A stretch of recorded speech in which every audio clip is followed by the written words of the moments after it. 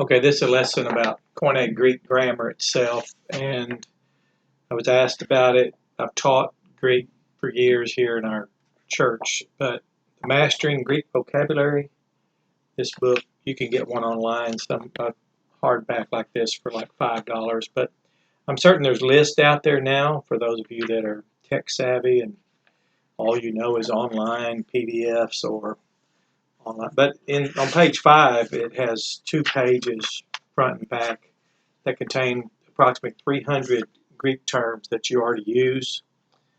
Abyss, that's a transliteral term. We say amen, that's amen.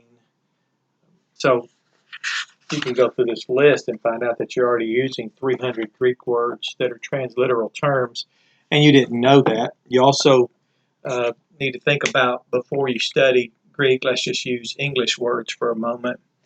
Let's talk about the 8 parts of speech. We have a noun.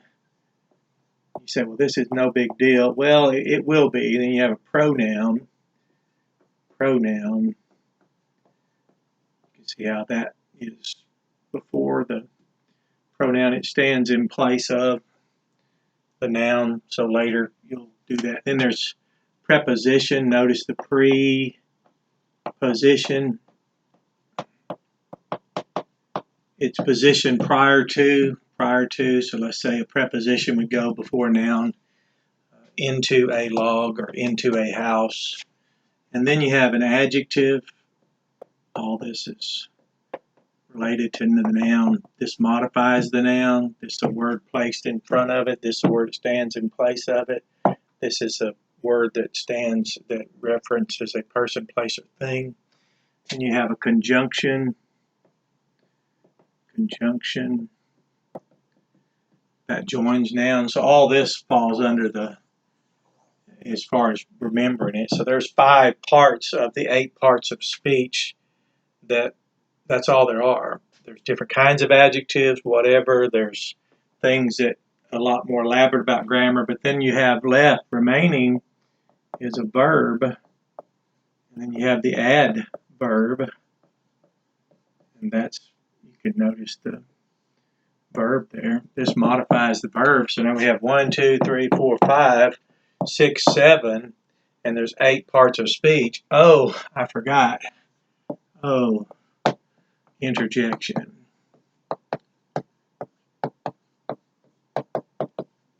So that's just a little funny there. But these things, you just learn this, and you can find the system when you notice you have a noun, pronoun, a preposition, an adjective which modifies a noun, a conjunction which joins nouns, and you see that parts of speech come together quite well, and just don't mix your verb and your noun, and then you have a verb and an adverb. So we haven't really gotten to what you're talking about Greek yet, but before you do, we really need to learn first, how many words do we already know? There's approximately 300 that we're using each day that are transliteral terms. My name, for example, Timothy, is from Timotheus. That's just transliteration. Our vehicle, automobile, auto. Auto is a Greek term.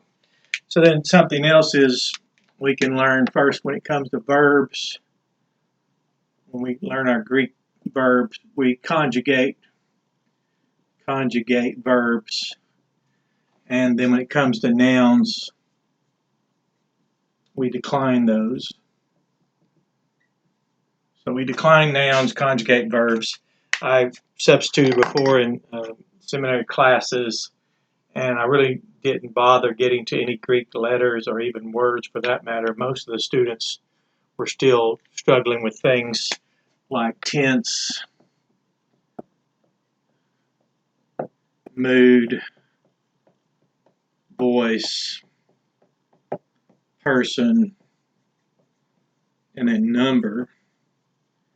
So when you decline you conjugate a verb, we say the tense, mood, and the voice. This tense refers to kind of action, which in Koine Greek is very emphatic. It's very emphasized kind of action, which you'll learn there's a punctular action, there's a linear action, and then there's perfect tense, which includes both. So it may sound oversimplified, but you'll understand, appreciate that later, the implication of that. But tense tells us kind of action. Mood is the manner of affirmation.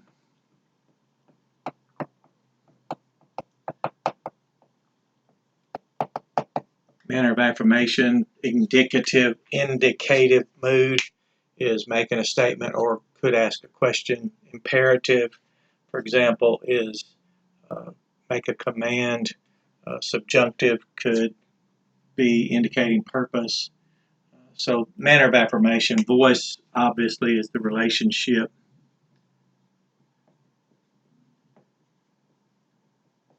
between the subject and the action. So is the subject performing the action, active voice, for example, or is the subject being acted upon, passive voice? And of course, those are all indicators and help you. Person is first, second, third. Number is singular, plural. So we still haven't used any Greek words yet. We talked about 8 parts of speech. We talked about 300 word vocabulary that we already have, with which we are not familiar necessarily if you're just beginning to think about Greek and approach it. We're talking about the difference between verbs and nouns, declension, and that's where you have your different cases.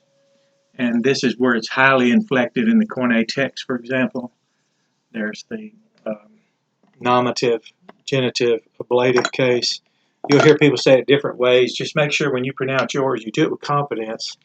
They'll think you are the scholar. So you have a nominative case, nominative. Help you remember that. Nominative, then you have genitive,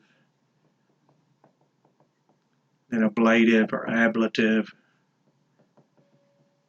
case. You have locative,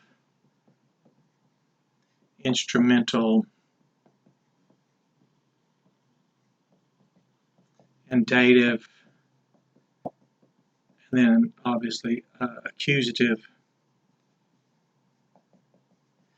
Now, the good news is you'll find that some of these appear in the same form. These appear in the same form in your Greek declension. However, when you study these, you'll want to know just what it is that each of these indicate. This is usually your subject. This is usually the object. A dative case would be like your indirect object. And when you learn things like this, you really want to become comfortable with that, because when you're studying your Greek and you're reading through it, and you're identifying your verbs, you're noticing your conjunctions, your prepositions, your definite articles, all those parts of speech that you really will become so much more comfortable with it. So before you just jump in and say, hey, I want to study Greek, there's some very good tools out there. English Grammar for Language Students. This is just one of the tiniest little booklets I've ever seen, but it's very powerful, very helpful. This one's by Frank Braun, PhD, Basic Grammatical Terminology Defined and Alphabetically Arranged. But now this is English Grammar for Language Students. And then these are great little books here. Since we're just talking about Greek, I'll set aside that one. But it's English Grammar to Ace, New Testament Greek. Nice, tiny little perfect bound book. This is by Samuel Lamerson. Those are great. You can't go wrong with that. If you do want an English grammar book, there's a plain English handbook. Now this is ancient. I don't know how old this is. Oh wow, this is back in '87. That was my first year in seminary. And then 2 really good books. These are online now. This is a Beginner's Grammar of the Greek New Testament, Hersey Davis. It's a 1923 edition, but you're studying ancient language, so that's actually not an old book. And then the Manual Grammar of Greek New Testament, Dana Mantey. These are both online in PDFs, by the way, if you'll just look that up. And you'll have these 2. You'll have the grammar, and Dana Mantey is somewhat like your syntax. You'll have your English book. Your 8 parts of speech are identified there on page 8. You'll have your English grammar, how to ace New Testament Greek, English grammar for language students. I have the one also for Hebrew, but that's just something I do. And then, of course, this, Mastering Greek Vocabulary. So this is just a few dollars, but the list, I'm sure, is online somewhere. So this, you could probably just find that list of how many transliteral terms there are in Koine Greek and English, and could be more than these 300 here. I only have this book and retain it because I'm wherever I go. But of course, with iPhones now, portability is irrelevant. So this could be free, and these two books are free. I know they're online, PDF. The Hersey Davis, Beginner's Grammar of the Greek New Testament, William Hersey Davis, Hersey Davis, and then the Dana and Mantey, that's online PDF. Just look that up, Dana, D-A-N-A, and Mantey, M-A-N-T-E-Y, and just put that on there. And if I'm really a good teacher, I'll include all that in the links. And then I can't overemphasize, these are just really handy. So when you arm yourself with all these tools, you become very comfortable with what it looks like to decline a noun in all of its different cases, and you learn things about conjugate the verb, and just get that down where you understand tense, mood, voice, person, and number. And then later, when you study parts of speech like participle, you'll find out, if you'll look at the word, it'll help you a lot. It's participative. There we go. And it can function adjectively, well, as an adjective, and noun. It can be a gerundive noun, gerundive. Some call it a verbal substantive or a gerundive noun. Functions adjectively. It's verbal. So you have all that, but just notice the word participle, participative. It participates with the finite verb. You'll pick that up, but get the 8 parts of speech. Understand verbs as that which you conjugate, nouns as that which you decline. They appear in several cases in the Greek New Testament, fortunately, or thankfully. Several of them appear in the same form. Locative, instrumental, dative, same form. Genitive, ablative, same form. Genitive is of, and ablative is from. Nominative is subject. Accusative is your direct object. So, I said all that quickly and briefly to just say we didn't place a Greek word on the board. So you need to know there's 2 sides of learning Koine Greek.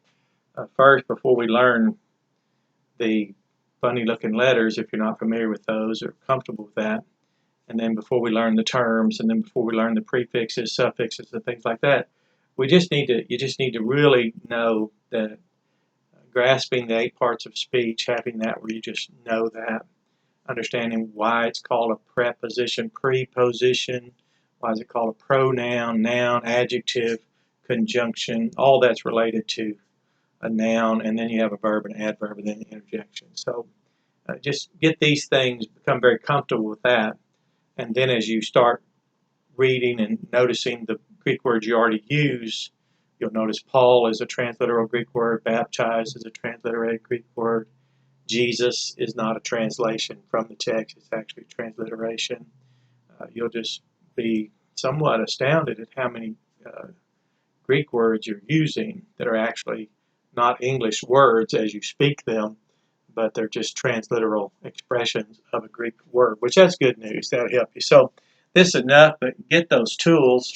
Most of them are online for free PDF, the Hersey Davis Greek Grammar, the Dana Mantey book concerning syntax, and those others, How to Ace a New Testament Greek, those are just very inexpensive. So with that in mind, this will be our lesson, Greek before 101 Greek.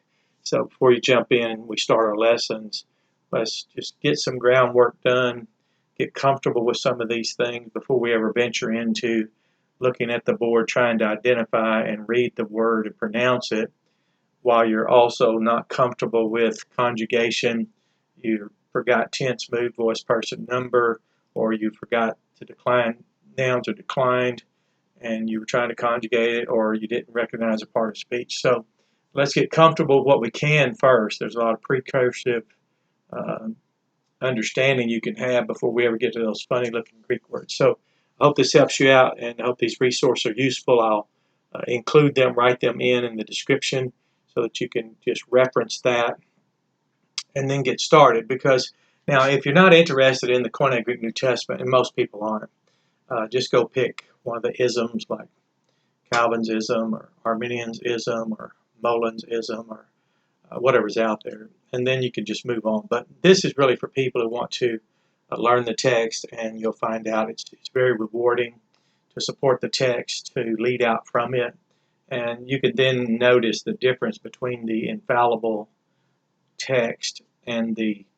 fallible elements in the constructs that we construct between our ears. You'll notice the difference between the kind of language Koine is, the emphasis it makes on kind of action, where we don't necessarily do that in our Western Occidental mind. So the Eastern Oriental language will really prompt you. You'll notice inflectional morphemes. We'll get to all that. That's enough. I could talk all day about it, but that's would be to your exhaustion. So you have a blessed day.